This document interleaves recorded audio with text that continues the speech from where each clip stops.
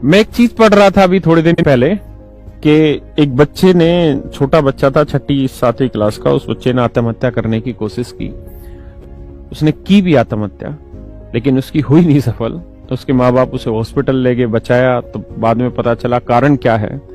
तो पता चला कारण ये है कि उस बच्चे ने अपने बाप से मांगा मोबाइल, के मोबाइल दे दो, मेरे को गेम खेलना है। बाप ने कहा कि यार मुझे कुछ काम करना है, मैं अभी नहीं दूंगा, चल रहने दे। बच्चे को इतना गुस्सा आ गया कि वो फिर आत्महत्या कर गया कि मुझे मोबाइल नहीं मिला। ये सच है, ये दोस्त सच है, इसमें झूठ नहीं है। मेरे भी बच्चे, मेरे 3 बच्चे हैं। मैं अपने बच्चों को अपना मोबाइल कभी हाथ नहीं लगाने देता, लेकिन मेरी भी घर में कुछ समस्याएं हैं। मेरी वाइफ के फोन को यूज करते हैं, अपनी मम्मी के फोन को, और मैंने उनको कई बार समझाया है कि गलत कर रहे हो, लेकिन उनको शायद समझ नहीं आता। और मैंने भी जीवन में एक धारणा बना रखी कि औरत को एक हद से ज्यादा मत समझाओ, बढ़िया रहता है। एक हद तक ही समझाना चाहिए, उससे हद से ज्यादा कभी नहीं समझाना चाहिए। तो मैं नहीं समझाता, लेकिन मैंने अपने ऊपर नियंत्रण किया हुआ है। दोस्त, आने वाली नस्लें बर्बाद होंगी, बर्बाद।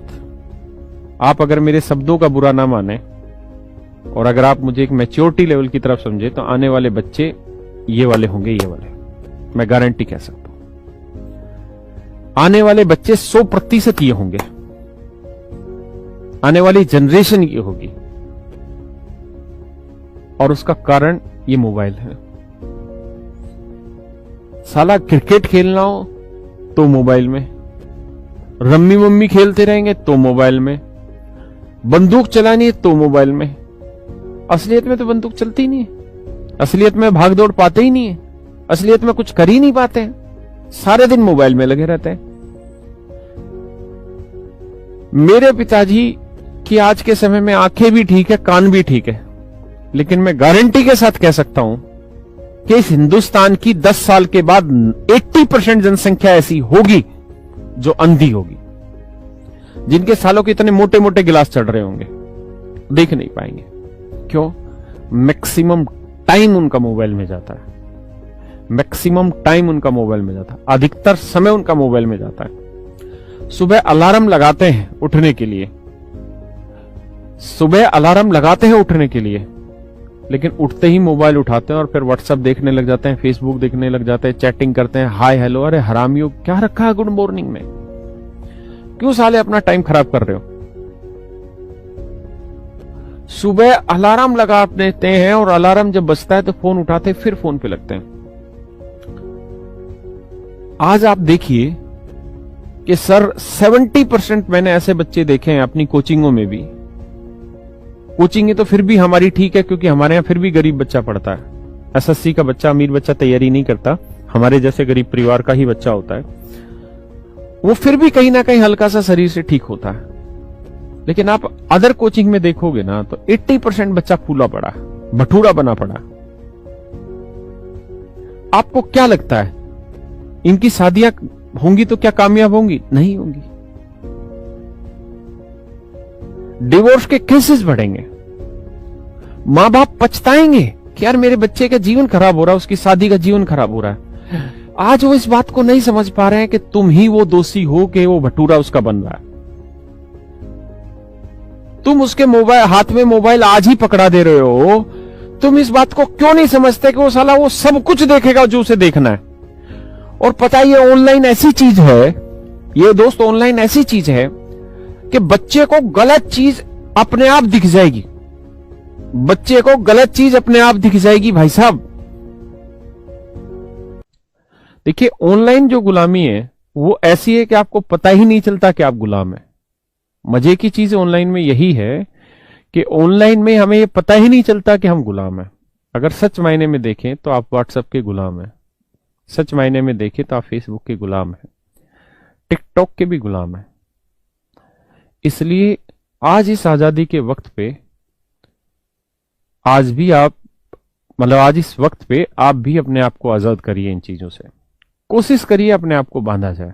जैसे मैंने था, मेरे घर में कंप्यूटर है, मेरे पास इतना सामर्थ्य है कि मेरे घर में एक छोटा सा कंप्यूटर है, तो मैंने क्या किया, अपने मोबाइल से फेसबुक को उड़ा दिया और मैंने सिस्टम में फीड कर दिया उस ऐप। तो मुझे जब भी उस पर बात करनी होती है, फेसबुक पे देखना होता है कुछ क्या चल रहा है, अपना कोई पोस्ट शेयर करना होता है एडवर्टीजमेंट के लिए, तो मैं उस कंप्यूटर को ओपन करता हूं और तब जाके वहां मैं अपने लाइक कमेंट वगैरह जो मुझे देने होते हैं वो देख देता हूं। मैंने व्हाट्सएप को भी अब अपने सिस्टम से बंद कर दिया है, मतलब मोबाइल से हटा दिया। व्हाट्सएप भी मैंने अब कंप्यूटर पे चला दिया है। उसका फायदा यह है कि मैं पूरे दिन में आधा घंटा निकालता हूं और उस आधे घंटे में मैं अपनी सोशल जितने भी अकाउंट है उनको पूरा चेक करता हूं, चाहे मेरा व्हाट्सएप हो, चाहे मेरा फेसबुक हो, चाहे मेरा जीमेल हो, चाहे टेलीग्राम हो, कुछ भी हो इस तरह का। पहले क्या होता था, सारे दिन फोन में रहता था, सारे ऐप, एक मैसेज आया तो भी उसमें होता साला कुछ नहीं था, से सारी लिख के भेज रहा, कोई कुछ भेज रहा, कोई दुनिया भर के ग्रुपों में ज्वाइन करा दे रहा है, लेकिन वहां समय खराब होता था, उसे देखने में वक्त खराब होता था। मेरे भाई, आज का जो दिन है ये डिजिटल गुलामी से बाहर आने का दिन है।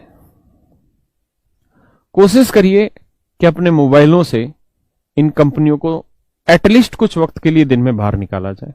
अगर आपके पास ऐसा साधन है जहां ये चीजें दूसरी जगह चल सकती है, तो कोशिश करिए कि कंप्यूटर में इन ऐप को रखा जाए ताकि आपका एक स्पेसिफिक टाइम ही उसमें यूज हो।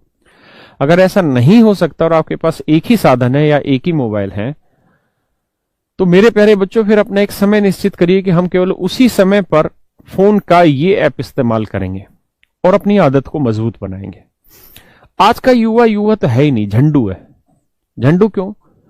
क्योंकि उसको अपनी इच्छाओं पे काबू ही नहीं है। इच्छा मतलब उसके हाथ पे ही उसका काबू नहीं है। उसको पता ही नहीं रहता कि वो फेसबुक देखता देखता कब आधे घंटे का समय खराब कर देता है, कब वो आधा घंटा व्हाट्सएप पे लगा रहता है, जबकि एक लड़की का साले के पास मैसेज नहीं आएगा फिर भी व्हाट्सएप पे लगा रहेगा, या 10 लड़कियों के भी आते हैं तो टाइम ही खराब कर रहा होता है, उससे कुछ होना जाना थोड़ी होता है। तो मेरे भाई, इस बात को ध्यान दो, आज आजादी है लेकिन आजादी इन मोबाइलों से भी लो, आपको लेनी चाहिए।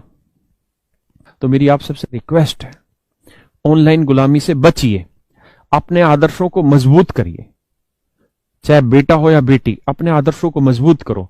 बेटा हो या बेटी दोनों मर्द बने। मर्द कैसे बने? मर्द वो होता है जो अपने आदर्शों पे चलता है। मर्द वो नहीं जो 56 इंची छाती लेके घूम रहा है, वो नहीं है। मर्द का मतलब जो अपने आदर्शों पे चले। उसने एक आदर्श स्थापित कर लिया कि भाई मैं 20 मिनट से ज्यादा व्हाट्सएप और हाय बेबी हाय सोना ये नहीं करूंगा तो नहीं करूंगा।